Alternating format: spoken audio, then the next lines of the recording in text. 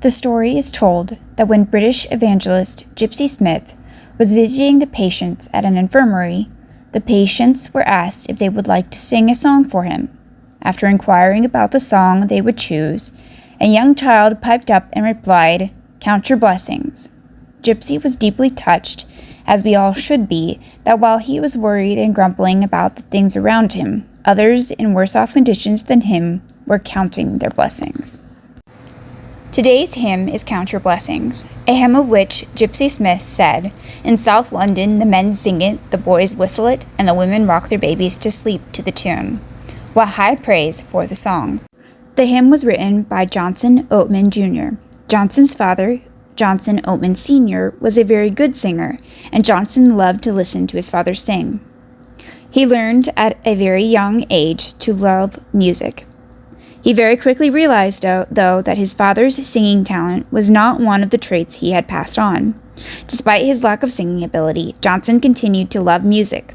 Little did he know that God had different plans for his talents. He was ordained a pastor and worked for his father's business. He then began writing poems, many of which became songs. Hymns like Higher Ground and Know Not One were given music by composers and quickly gained popularity. In 1897, at the age of 41, Johnson penned the words to Count Your Blessings. When upon life's billows you are tempest tossed, when you are discouraged, thinking all is lost, count your many blessings, name them one by one, and it will surprise you what the Lord hath done. Count your blessings, name them one by one, count your blessings, see what God hath done. Count your blessings, name them one by one, count your many blessings, see what God hath done. Are you ever burdened with a load of care? Does the cross seem heavy you are called to bear? Count your many blessings, every doubt will fly, and you will be singing as the days go by.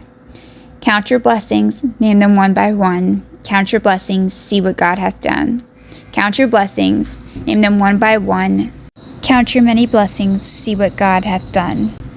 When you look at others with their lands and gold, think that Christ has promised you his wealth untold. Count your many blessings, money cannot buy your reward in heaven nor your home on high. Count your blessings, name them one by one, count your blessings, see what God hath done. Count your blessings, name them one by one, count your many blessings, see what God hath done. So amid the conflict, whether great or small, do not be discouraged, God is over all. Count your many blessings, angels will attend, help and comfort give you to your journey's end. Count your blessings, name them one by one, count your blessings, see what God hath done. Count your blessings, name them one by one, count your many blessings, see what God hath done. In 1897, EOXL, Edwin Othell Excel, a prominent American publisher and composer, took the song and wrote the familiar tune and published it in his Songs for Young People collection. Edwin is most familiar for his arrangement of Amazing Grace, which we sing today. The hymn quickly found popularity, and by 1902, just 5 years after it was published, it had reached the infirmary where Gypsy Smith visited. Johnson died in 1922 at the age of 66, but not before writing over 3,000 hymns.